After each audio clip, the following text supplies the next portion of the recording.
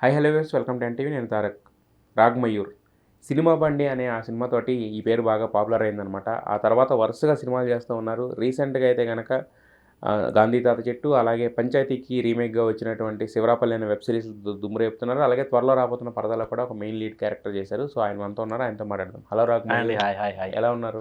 Good. చెట్టు విత్తనం పెట్టిన తర్వాత డే బై డే గ్రో అవుద్ది అంటారు కదా, మీ గ్రోత్ చూస్తుంటే అలా అనిపిస్తుంది. Thank you. అంటే కొన్ని గ్రోత్లు ఎలా ఉంటాయంటే అబ్నార్మల్గా ఊరినే అలా ఒక వన్ డేలో సింగిల్ నైట్లో స్టార్ లాగా వచ్చేస్తారు. అలాగే సింగిల్ డే స్టార్ తెల్లారంగానే ఎలా అయితే స్టార్ కనిపించదో అలాగే మాయమైపోతుంటారు. వాటి కాకపోతే ఏంటంటే పొటెన్షియల్ గ్రోత్ అనేది, అంటే మనలో ఉన్న ఆర్టిస్ట్ని ప్రూవ్ చేసుకుంటూ ఆడియన్స్ దగ్గరగా వెళ్తూనే గ్రోత్ అనేది అది ఎప్పటికీ లాంగ్ లాస్టింగ్ అనమాట.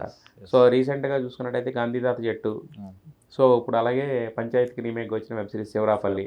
రెడిట్లో కూడా శివరాపల్లి అయితే ఆల్మోస్ట్ అమెజాన్ నంబర్ 2లో నడుస్తుంది, 4 days ట్రెండింగ్ 2లో ఉంది. అయితే ట్రెండింగ్ స్టార్ అయిపోయారు మీరు కూడా. అయితే గాంధీ తాత చెట్టు చూస్తే ఏంటంటే దాంట్లో మీరు విలన్ కాదు, బట్ ఒక విలన్ కైండ్ ఆఫ్ టచ్ చేశారు కదా. సో అంటే ఇలాంటి కైండ్ ఆఫ్ అంటే మీరు రకరకాల పాత్రలు చేస్తున్నారు, ఏ పాత్ర ఇచ్చినా చేయగలరు అనిపిస్తుంది కానీ, బట్ కాకపోతే ఏంటంటే అన్నీ ఒకే రకమైన పాత్రలు వస్తున్నాయా మీకు, చూస్ చేసుకుంటున్నారు, ఎలా జరుగుతుంది అది? అంటే ఆల్మోస్ట్ గాంధీ తాత చెట్టు ఒక ఫార్మల్లో ఆ లుక్ అదంతా ఎలా ఉందో, శివరాపల్లి కూడా ఆల్మోస్ట్ అలాగే అనిపిస్తుంది. అంటే maybe look wise same, and city నుంచి ఊరికి రావడం అనేది it's same, but again these to happen అంటే వెరీ డిఫరెంట్ టైమ్స్. కాకపోతే ఇఫ్ యు సీ వీడు కొంచెం కాస్త అమాయకుడు, కాస్త మాట్లాడాడు. వీడైతే కంప్లీట్లీ కన్నింగ్, అంటే కన్నింగ్ ఇన్ ద సెన్స్ వాడి వృత్తి ధర్మం వాడి చేస్తున్నాడు, వృత్తి ధర్మం చేస్తాడు అంతే. వాడి కంపెనీ ఇన్స్ట్రక్షన్స్ ఇచ్చిన ప్రకారం వాడి పని వాడు చేసుకుంటున్నాడు. సో మేబీ వేషధారణలో సిమిలారిటీ ఉండొచ్చు కానీ, but characters are like totally different. But again also yes, రెండు ఊర్లకి సంబంధించినవి. But if you look at it, few years నుంచి రూటెడ్ స్టోరీస్ జనాలు అప్రిషియేట్ చేయడం మొదలెట్టారు. ముందు ఎక్కువ సిటీ బేస్డ్ ఉండేవి. మన like maybe 80s 90s Godavari side అలా ఊర్లను చూపించేవారు కానీ, after a point of time ఆ మూవీస్ రావడం అయిపోయి, ఈ మధ్య మేబీ కంచెలపాలెం దీంతో స్టార్ట్ సినిమా బండి, వీటన్నిటి బలగం, వీటన్నిటితో అంటే రూటెడ్ స్టోరీస్ ఆనెస్ట్ గా చెప్తే ఆదరిస్తారని ఒక ఇది ఏర్పడింది. So why not? సుకృతి ఉండడం వలన, లేదంటే ఆ సినిమా కంటెంట్ నచ్చడం, ఏదైనా కావచ్చు రీజన్స్. బట్ మహేష్ బాబు గారు అయితే ట్వీట్ చేశారు, సూపర్ స్టార్ లాంటి వ్యక్తి ఆ సినిమా చూసి బాగుందని చెప్పి సుకృతి గురించి స్పెషల్గా మెన్షన్ చేస్తూ.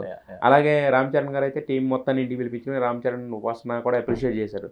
సో అంటే ఒక చిన్న సినిమాకి, ఒక ఓటీటీకి అమ్ముదామని తీసిన సినిమాకి, ఒక మంచి హానెస్ట్గా చేసిన ఒక సినిమాకి ఇలాంటి ఇంత బిగ్ స్టార్స్ దగ్గర నుంచి కాంప్లిమెంట్స్ వచ్చినప్పుడు ఏమనిపించింది? ఈ సినిమాకి ఫస్ట్ అవార్డులు వచ్చాయి. సో అవార్డులకి స్టార్స్కి సంబంధం లేదు, ఎందుకంటే ఎక్కడో ఇంటర్నేషనల్ అవార్డు వస్తే they don't know whether she Sukumar's daughter or not. అది ఒక జెన్యూన్ ఫిల్మ్ గానే చూసి దాన్ని అప్రిషియేట్ చేసి, ఒక చిన్న ఇన్సిడెంట్ చెప్తా. యాక్చువల్లీ రష్యాలో ఇప్పుడు వార్ పరిస్థితిగా ఉంది. సో అలాంటి టైంలో వీళ్ళు ఒక ఎవ్రీ ఇయర్ ఒక ఫిలిం ఫెస్టివల్ చేస్తారంట రష్యాలో. అది ఎప్పటి నుంచో తరతరాలుగా ఒక 40-50 years నుంచి నడుస్తుందంట. సో ఆ ఫిలిం ఫెస్టివల్లో ఈ సినిమాకి critics award and audience award రెండు వచ్చాయి. అండ్ ఆ ఇచ్చే స్పీచ్లో లైక్ వీళ్ళు జ్యూరీ కానీ ఆడియన్స్ కానీ కంటతడి పెట్టుకుంటున్నారంట. పద్మావతికి ఏమి అర్థం కావట్లేదు. మధ్యలో ట్రాన్స్లేటర్, రష్యన్ కదా, సో ట్రాన్స్లేటర్ ఉంటారు మధ్యలో. సో తను అడుగుతుంది ట్రాన్స్లేటర్, ఎందుకు అంత ఎమోషనల్ అవుతున్నారు? ఓకే, ఎమోషనల్ ఫిలిమే, బట్ ఎందుకు, వై దే ఆర్ క్రైయింగ్ అంటే, దే ఆర్ ఆన్సరింగ్ అన్నట్టు. బేసికలీ మా పరిస్థితి ఇక్కడ బాగాలేదు, అంత వార్ సిచ్యువేషన్ లో ఉంది. ఇలాంటి సిచ్యువేషన్ లో non violence and peace talk తో ఆ పిల్ల అలా ఒక యుద్ధం లాంటిదే గెలిచినసరికి మేము చాలా అలా కనెక్ట్ అయ్యి, వాళ్ళు చాలా ఎమోషనల్ ఏడ్చేసరికి అసలు ఇది కదా రియల్, అది ఓటీటీ రావని film Avani. So that was the biggest success అనమాట. సో దెన్ మిగతావన్నీ ఆర్గానిక్ గా ఫాలో అయ్యాయి. సినిమా బాగుండడం వల్లే ఆబ్వియస్లీ దెన్ మహేష్ బాబు గారు చూసి, ట్రైలర్ చూసి ట్వీట్ పెట్టడం, మళ్ళీ సినిమా చూసి ఒక రివ్యూ పెట్టడం, దెన్ మళ్ళీ రామ్ చరణ్ గారు వాళ్ళని ఇంటికి పిలిచి, నేను మిస్ అయ్యాను యాక్చువల్లీ, నేను గర్వీ లక్ష్మిలో షూట్ లో ఉన్నా, అబ్బా అసలు చూసి అబ్బా మిస్ అయిపోయాను అంటే, లేకపోతే I mean I come from nowhere. అలాంటిది నన్ను వీళ్ళందరూ నన్ను పర్సనల్గా ఇది చేయకపోయినా, అడ్రస్ చేయకపోయినా, అంటే నా పర్ఫార్మెన్స్ అంతా చూశారు. సో వీళ్ళందరికీ చూసి నచ్చింది, సో వీళ్ళందరి లైక్ ఐస్లో పడ్డాను, అప్రిషియేట్ చేస్తున్నానంటే అదొక డిఫరెంట్ ఫీలింగ్, అది ఆ కిక్ వేరే అనమాట. So happy to be part of the small big hearted film. Yes, small big hearted film. కానీ అంటే దీని నుంచి మీకు రావాల్సిన అది అప్రిషియేషన్ ఏదైనా దాన్ని తీసుకోవడంలో కానీ, లేదంటే మిమ్మల్ని మీరు ప్రొజెక్ట్ చేసుకోవడంలో కానీ ఏమైనా ఎక్కడైనా వెనకబడ్డా అనిపించిందా? లేదు, ఐ వాజ్ టోటలీ హ్యాపీ. అంటే ఫస్ట్ ఆఫ్ ఆల్ ఈ పద్మావతి నాకు ఆఫర్ చేసినప్పుడే ఐ వాజ్ వెరీ హ్యాపీ. ఎందుకంటే నేను ఎలాంటి యాక్టర్ అంటే నాకు ఎలాంటి గ్రీడ్ ఉంటుందంటే నాకు అన్ని రోల్స్ చేయాలని ఉంటుంది మేడం, అన్ని రకాల షేడ్స్ ఉన్న రోల్స్ చేయాలని ఉంటుంది. సో విలన్ అదే ఈ నెగిటివ్ కానీ నేను వెంటనే గెంతాను. మా ఫైనల్ ఎవరు ఇచ్చారు నాకు ఒక ప్రాపర్ విలన్, అది కూడా ఎంత మంచి ఫీలింగ్స్. నాకు చిల్డ్రన్స్ ఫిలిం అసలు తక్కువ అరుదు అయిపోయాను, ఒక చిన్న ఇది ఉండేదన్నమాట. అమ్మ ఒక మంచి concept, and she one of the writers of Mahanati. So ఆమె రైటింగ్ చాలా బాగుంటుంది. సో అలాంటి సినిమాలో ఒక ఇంత ఇంపార్టెంట్ క్యారెక్టర్ అండ్ నెగిటివ్ ఇచ్చేసరికి ఇంకా I was very very happy. So ఇంకా ఓకే అది సినిమా చేసాము, బట్ దాని రిలీజ్ ఇంత గ్రాండ్ కావడం అనేది ఇంకా ఇట్స్ టోటల్లీ అసలు. యా, కమింగ్ టు అంటే శివరాపల్లి చూస్తే కనుక అంటే మొత్తం టోటల్గా చాలా అథెంటిక్గా ఒక రిమోట్ విలేజ్లో ఒక పంచాయతీ ఎలా ఉంటుందో ఎవ్రీథింగ్, ఒక ఆ పంచాయతీ సెక్రటరీ కష్టాలు ఎలా ఉంటాయి అనేది కళ్ళ కట్టినట్టు. అంటే బేసిక్గా ఏంటంటే దీనిలో నాకు గొప్పతనం ఏంటంటే కామెడీ చేయాలంటే మనం కామెడీ చేస్తేనే నవ్వుకోవడం అనేది అది జనరల్ ఫార్మేట్ కాకుండా మనం అంటే కొంచెం మనకు వచ్చే కష్టాలు ఇవన్నీ చూసి ఎదురుకి కామెడీ కనిపించడం అనేది ఇంకొక ఇది కదా. అది అంటే నాకు చూసినంత వరకు that is the beauty of Sivarapalli అనిపించింది. సో మరి ఇంత పెద్ద సిరీస్, ప్రెస్టీజియస్ సిరీస్లో మీకు ఆఫర్ ఎలా వచ్చింది? సో ఎలా ఉండే షూటింగ్ కష్టాలు ఎలా ఉన్నాయి? సో అంటే బేసికలీ యాక్చువల్లీ చాలా మటుకు కామెడీస్ ట్రాజడీస్ కామెడీ అంటారు actually, it's very old saying. So అలానే ఎవరైనా అలా బాధపడుతున్నా ఇద్దరు ఆ సింపతి నుంచి వచ్చే కామెడీ, అయ్యో అన్న నుంచి వచ్చే కామెడీ, ఇట్స్ కొంచెం రిలేటబుల్ అనమాట. బేసికలీ ఇప్పుడు ఏదైనా చాలా మటుకు మనం ఇష్టం లేని జాబ్స్ చేరుతాం వాట్ ఎవర్ సిచ్యువేషన్స్ వల్ల. సో ఆ రిలేటబిలిటీ బాగా ఉంది. అండ్ ఇంకో కైండ్ ఆఫ్ రిలేటబిలిటీ ఏంటంటే ఊర్లో సో ఆ కాన్వర్సేషన్స్ అన్నీ చాలా రియలిస్టిక్ ఉంటాయి అన్నమాట. ఏదో జోక్ వేయాలని కాకుండా వాళ్ళు మాట్లాడే దాని నుంచే జోకులు వస్తాయి. వాళ్ళు సపరేట్గా ఏదో జోక్ వేయాలని జోక్ వేయరు. సిచ్యువేషన్స్ కానీ ఏదైనా కానీ ఈ 5 క్యారెక్టర్స్ బేసికలీ. అండ్ ఈ 5 క్యారెక్టర్స్ మెయిన్ ఎవరైతే ఈచ్ ఎపిసోడ్ లో వస్తుంటారో వాళ్ళు వచ్చి ఏదో చేసి ఏదో పెంట చేసిపోతుంటారు. ఆ చేసే పెంట నుంచి వచ్చే నవ్వు బేసికలీ. సో అలా చాలా న్యాచురల్గా వెళ్ళిపోయింది అన్నమాట. సో ఇంకా కష్టాలైతే మేము బేసికలీ 33 days లో మొత్తం సిరీస్ షూట్ చేసాం. 8 episodes. So 8 episodes like almost 4.5 hours. So that means like we short 15 days లో ఒక మూవీ షూట్ చేసాం అన్నట్టు. ఓకే. సో మరి అంటే అంత రిమోట్ విలేజ్ కంటే ఎలా ఉండేది ట్రావెలింగ్ కానీ? నా పరిస్థితి ఆల్మోస్ట్ వాళ్ళనే ఉండింది, నా క్యారెక్టర్ సెక్రటరీ లానే ఉండేది. ఎందుకంటే ఫస్ట్ ఆఫ్ ఆల్ నేను సిటీలో పుట్టి పెరిగిన వాడిని అనమాట. సినిమా బండి షూట్ చేసే వరకు నేను ఊరు అనేది ఎరగను. ఓకే. ఎందుకంటే రిలేటివ్స్ అందరూ హైదరాబాద్లోనే సెటిల్ అయిపోయారు, ఏ పెళ్ళిళ్ళైనా ఏదైనా ఇక్కడే. సో ఫస్ట్ టైం సినిమా బండి అలా. సో అలాంటిది ఇంకా అంత రిమోట్ ఊర్లు, ఎంత రిమోట్ ఊరు అంటే మా అకామిడేషన్ కూడా 1.5 hour వెళ్ళాల్సి వచ్చేది. Accommodation was in Maharashtra, border లో షూట్ చేసాం, తెలంగాణ అనమాట. సో రోజు 1.5 hour. సో అసలు అంత ట్రావెల్ చేసి షూట్ చేసి అలసిపోయి మళ్ళీ 1.5 hour షూట్ చేసి వెళ్ళి మళ్ళీ నెక్స్ట్ రోజుకి ప్రిపరేషన్ చేసుకొని పడుకొని మళ్ళీ పొద్దున్న అసలు ఒక 4-5 గంటలు ఉండేది నిద్ర ఆ 33 days పూర్తిగా. సో బట్ అగైన్ ఈ రిజల్ట్ ఇప్పుడు తెలుస్తుంది, వెరీ హ్యాపీ. అంటే శివరాపల్లి అంటే కొంచెం ఈ తెలంగాణ కైండ్ ఆఫ్ కల్చర్ ఇదంతా ఉంది కదా.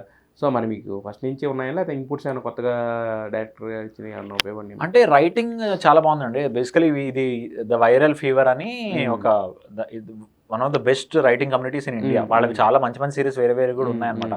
సో వాళ్ళ రైటింగ్లోనే అద్భుతం ఉంటుంది, ఆ డీటెయిలింగ్ అవన్నీ రైటింగ్లోనే ఉంటాయి. నేను పెద్దగా యాడ్ చేయాల్సింది ఏం లేదు, ఆ రైటింగ్కి తగ్గట్టు నేను యాక్టింగ్ చేస్తే చాలు అన్న ఇది ఉండేది అన్నమాట. సో అయితే ఇప్పుడు గర్విడ్ లక్ష్మి అనేది కూడా ఇప్పుడు బాగా బయట నాయిస్ క్రియేట్ చేస్తుంది. అంటే అసలు గర్విడ్ లక్ష్మి ఏంటి, దాంట్లో మీ క్యారెక్టర్ ఏంటి? గర్విడ్ లక్ష్మి అనేది ఒక బయోపిక్ సార్. గర్విడ్ లక్ష్మి అని ఒక ఫోక్ సింగర్ ఉన్నారనమాట, ఆవిడ బయోపిక్ ఇది. సో అందులో I play the male lead. Okay. So అది ఆబ్వియస్లీ మేల్ లీడ్ కాబట్టి ఫుల్ లెంగ్త్ ఉంటుంది. సో మంచి మంచి పాటలు, మంచి మంచి ఆటలు. సో సినిమా అంతా ఇట్స్ అ మ్యూజికల్ డ్రామా అనమాట. సో ఐ థింక్ ఒక మ్యూజికల్ డ్రామా తెలుగు సినిమాలో వచ్చి I don't know when it came. ఇందులో ఒక ఆల్మోస్ట్ 12 to 14 పాటలు ఉంటాయి. అయితే రాగా మీరు చేసిన సినిమాల వల్ల మీ క్యారెక్టర్ వల్ల ఎలా అయిపోయింది అంటే రాగమయూర్ అంటే కామెడీ ఎక్స్పెక్ట్ చేసే రేంజ్కి వచ్చేసి కదా.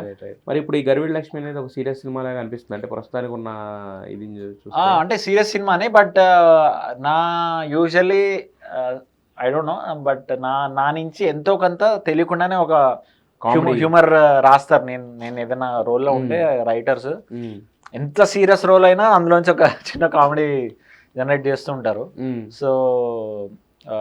సో గర్విడ్ లక్ష్మిలో కూడా నేను ఎంతో కొంత నవ్విస్తాను, ఫర్ షూర్ నవ్విస్తారు. అయితే ఇప్పుడు అలాగే ఇప్పుడు పరదా చూసినా కూడా ఇప్పుడు దాంట్లో ఒక షార్ట్లో అయితే కనిపించారు. అంటే పరదా అనేది ఇప్పుడు అంటే చాలా మంది మాట్లాడుకుంటున్న సినిమా అంటే ఎందుకంటే Anupama Parameswaran and Sangeetha and Darshana Rajendran introduction to the Telugu industry కదా. సో ఏంటి దాంట్లో ఏంటి?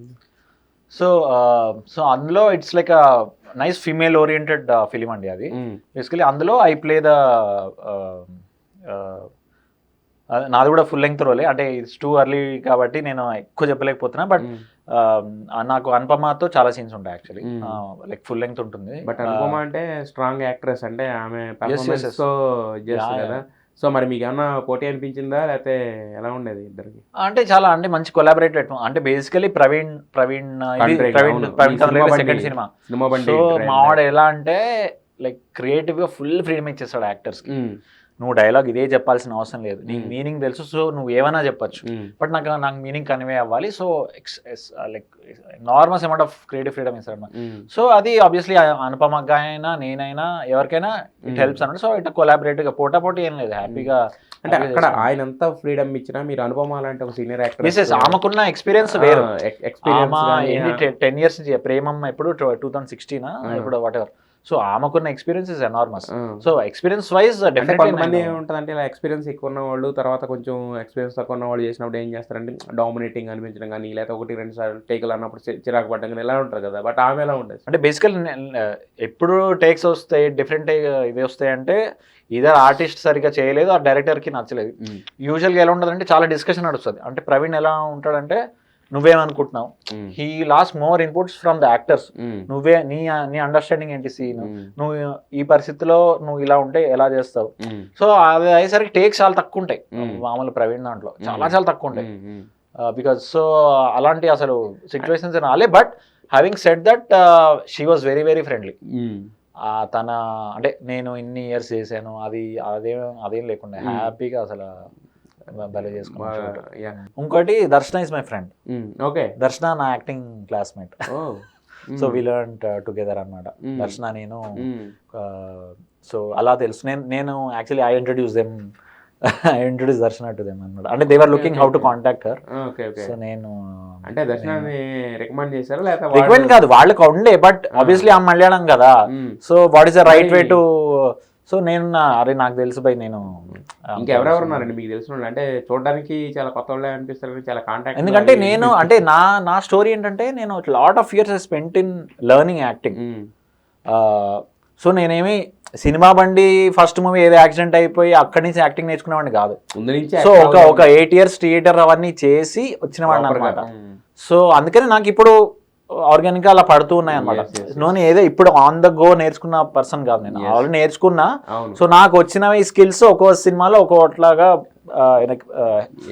యాక్ట్ చేయడానికి హెల్ప్ అవుతుంది. అదే ఇంతకుముందు మనం మాట్లాడుకున్నప్పుడు మీరు చెప్పారంటే ఆల్మోస్ట్ 100 సినిమాస్ వరకు రిజెక్ట్ చేశాను అని చెప్పి, 100 క్యారెక్టర్స్ వరకు. యా అంటే ఇప్పుడు అంటే మీకు లాస్ట్ టైం చెప్పినప్పుడు ఒక 70, ఇప్పుడు ఒక 30 యాడ్ ఉంటాయి అట్లా 100 వరకు. అంటే ఇప్పుడు జనరల్ గా మనకు క్యారెక్టర్ రావడమే ఇది కదా, ప్లస్ వచ్చిన తర్వాత కూడా ఏంటంటే ఏ క్యారెక్టర్ ఈ రోజుల్లో 1 minute క్యారెక్టర్ పేలేవి కూడా ఉన్నాయి, ఒక 1 minute క్యారెక్టర్తో ఫేట్లే మారిపోతాయి కదా. సో మరి మీరు వదులుకున్న క్యారెక్టర్లు అన్నీ కూడా అంటే ఏ బేస్ మీద వదులుకున్నారు? ఇప్పుడు తర్వాత ఏమన్నా అంటే మీ ఊహలకు మించి పెర్ఫామ్ చేయడం కానీ అలా ఏమైనా జరిగిందా? లేదు, ఏది అవ్వలేదు. సో అలా నేను రిజెక్ట్ చేసినవన్నీ ఏవి ఇదవ్వలేదు. So it gives me more confidence, okay నేను కరెక్ట్ డైరెక్షన్ అని వెళ్తున్నాను. ఎప్పటికప్పుడు చాయిసెస్ మరి ప్రూవ్డ్ రైట్. సో అంటే నేను చూస్ చేసుకున్నా కూడా బేసికలీ ఏం లేదండి, నేనేమి పెద్దగా ఏమి ఎక్స్పెక్ట్ చేయను. కథ బాగుండాలి, మన రోల్ బాగుండాలి, అంటే ఇంతకు ముందు చేయనట్టుగా ఉండాలి. So I don't like to be stereotype. ఎందుకంటే ఇండస్ట్రీలో స్టీరియోటైప్ అవ్వడం చాలా ఈజీ. రెండు back to back same role చేస్తే అంటే ఇందులో హిట్ అయిందని అందులో మళ్ళీ చేస్తారు. ఎందుకంటే మరిడేష్ బాబు లాంటి రోల్స్ నాకు స్టార్టింగ్ అదే సినిమా బండి అవగానే ఈజీగా 30-40 వచ్చాయి. బాబోయ్ నేను సినిమా రిలీజ్ అవ్వకముందే అనుకున్నా ఇది హిట్ అయినా ఫట్ అయినా మరిడేష్ బాబు అయితే రూరల్ ఇట్లా అమాయక కామెడీ అయితే చెయ్యను, ఏమి వెంటనే అయితే చేయను, మేబీ తర్వాత ఎప్పుడైనా చేస్తాం, మేబీ ఆఫ్టర్ 5-6 ప్రాజెక్ట్స్ ఇమ్మీడియట్లీ. ఎందుకంటే ఈజీగా ఆడియన్స్ స్టీరియోటైప్ చేస్తారు. సో అందుకని స్టీరియోటైప్ అవ్వకుండా నేను యాజ్ మచ్ యాజ్ పాసిబుల్ ఒక్కొక్కటి అసలు అంటే మీరు చూసుకుంటే నా filmography is very small, but ప్రతి రోల్కి ఒక రోల్కి అసలు సంబంధం ఉండదు. అంటే whether it is his social status కానీ ఎకనామిక్ స్టేటస్ కానీ వాడి సైకలాజికల్ బిహేవియర్ కానీ వాడి బాడీ లాంగ్వేజ్ కానీ sometimes even the look and sometimes even the accent. ఒక సినిమా బండేమో ఆ చిత్తూరు రాయలసీమ అటు సైడ్, కీడాకోలా ఇది కీడాకోలా అండ్ మన గాంధీ తాత చెట్టేమో తెలంగాణ, ఇందులో శివరాపల్లినేమో న్యూట్రల్ నుంచి తెలంగాణ వెళ్తాడు ఫస్ట్ ఎపిసోడ్ నుంచి. ఇన్ఫాక్ట్ లాస్ట్ ఎపిసోడ్ లో మెన్షన్ ఉండే ఏంద్రా నీ లాంగ్వేజ్ మారిపోయింది అని. అండ్ గర్విల్ లక్ష్మి ఏమో పూర్తి ఉత్తరాంధ్ర. సో అలా నన్ను నేను ఐ వాంట్ బి డిఫరెంట్. పరదా ఫిక్షనల్ అంటే రూరల్ సెటప్ అనేది అంటే కొంచెం ఫిక్షనల్ అది, అంటే the whole culture or what ever అదే ఒక సెటప్ అనేది కాస్త. ఎందుకంటే ఇప్పుడు ఎక్కడా కూడా లేవు కదా, ఒకప్పుడు ఉండేమో కానీ బట్ అది అవును. అంటే నన్ను అడిగితే అంటే it's not about exactly the culture, it's more about the mind set అనమాట. ఇట్స్ మోర్ అబౌట్ అంటే అండర్ కరెంట్ గా we are talking about the society mind sets for అంటే ఒక అమ్మాయిని అలా రెస్ట్రిక్ట్ చేయాలా, ఎంతవరకు కరెక్ట్. అండ్ మనం అది అలా చేసేసి మనకి మనం ఏం సర్ది చెప్పుకుంటున్నాము అనేది అదొక reflection of society. It's social commentary అనుకోవచ్చు మీరు. అయితే ఇప్పుడు యాక్చువల్గా అంటే ఇండస్ట్రీలో ఒక నడక నడిచారు, ఇప్పుడు తరుణ్ భాస్కర్ లాంటి వాళ్ళతో చేశారు, వీళ్ళందరితో చేశారు కదా. సో అంటే మనకి కొంతమంది అనుకోకుండా ఇండస్ట్రీ నుంచి మన వర్క్ నచ్చిన వాళ్ళు కానీ వాళ్ళు కానీ ఒక గాడ్ ఫాదర్ కంటే మనకు అడిగినా అడగకపోయినా సలహాలు ఇస్తారు, మళ్ళీ ముందు తీసుకెళ్లే వాళ్ళు ఉంటారు. అలా ఎవరైనా మీకు అయ్యారా టాలీవుడ్ నుంచి కానీ? అంటే తరుణ్ ఆబ్వియస్లీ చాలా ఎంకరేజ్ చేస్తాడు. దెన్ వివేక్ ఆత్రేయ, హసిద్ గోలీ, అంటే యంగ్ డైరెక్టర్స్, అదే young directors, because we all కొంచెం థింక్ లైక్ కొంచెం ఫ్రెష్ గా ఏదైనా కొత్తగా చేయాలని. సో అంటే అది హిట్ అయినా ఫ్లాప్ అయినా దానికి సంబంధం లేకుండా let's think new, let's present something new, audience like చేస్తే ఇంకా ఇట్స్ బెటర్ కదా. అంటే ఇప్పుడు ఏంటంటే వాళ్ళు డైరెక్టర్స్ కాబట్టి డైరెక్టర్స్ కమ్ రైటర్స్ అంటే వాళ్ళ చేతిలో ఉంటుంది ఏదైనా రాయాలనుకున్నా. ఇప్పుడు వాళ్ళు పెద్ద పెద్ద స్టార్స్ తో సినిమాలు చేస్తున్నప్పుడు మరి మీకంటూ ఏమన్నా చిన్న చిన్న క్యారెక్టర్స్ కానీ అవి కానీ? ఇన్ఫాక్ట్ వాళ్ళే నేను అడిగినా అంటే వద్దు మయూర్ నువ్వు ఒక లీగ్ లో వెళ్తా ఉన్నావు, I cannot give you this role అని చెప్పేశారు అనమాట. లైక్ స్లోగా అంటే they have been seeing my growth. ఎందుకంటే మెంటల్ మదిలో నేను ఒక చిన్న జూనియర్ ఆర్టిస్ట్ గా ఉంటాను, అంటే కావాలని I wanted to understand film camera. So Vivek Athreya నన్ను అప్పటి నుంచి చూస్తున్నాడు అనమాట. అండ్ నన్ను సినిమా బండిలో చూశాడు. సో అండ్ ఇప్పుడు మళ్ళీ కీడాకోలా ఇవన్నీ చూసి నాకు వివేక్ ఆత్రేయ చేయడం చాలా ఇష్టం అనమాట. సో ఏదైనా చిన్న రోల్ అడితే లేదు మయూర్ లైక్ నువ్వు బాగా చేస్తున్నావు, లెట్ ఇట్ బి అట్లానే. అంటే కరెక్టే కానీ మనం అంటే ఎంత మన టాలెంట్ ఉన్నా ఎంత పొటెన్షియల్ ఉన్నా ఒక స్టార్ హీరో ఫిల్మ్ లో మనకంటూ ఒక చిన్న రోల్ చేసినా కానీ దానికి వచ్చే వాల్యూ వేరే ఉంటుంది కదా. ఇప్పుడు సరిపద శనివారం ఉంది పెద్ద హిట్, ఇప్పుడు నాని గారితో కనపడితే వచ్చే స్క్రీన్ స్పేస్ కానీ అటెన్షన్ కానీ వేరే ఉంటుంది. బట్ మనకి అంటే మన దీనికి సూట్ అయ్యేది కూడా ఉండాలి కదండి. ఇప్పుడు దాంట్లో అంటే మీరే చెప్పండి ఏ రోల్ వేయగలరు నాకు? అంటే వాళ్ళు అట్లా అంటే నేను అనేది అదే వాళ్ళు దే ఆర్ ఓన్లీ డైరెక్టర్స్ అంటే మనం అనుకోవచ్చు, but they are the writers, they are the creators. అంటే నా కోసం అంటూ క్రియేట్ చేయలేరు, కథ ప్రకారం క్రియేట్ చేస్తారు. క్రియేట్ చేసిన తర్వాత మనకి ఏదైనా అద్భుతంగా సెట్ అవుతే అసలు డెఫినెట్లీ పెడతారు వాళ్ళు.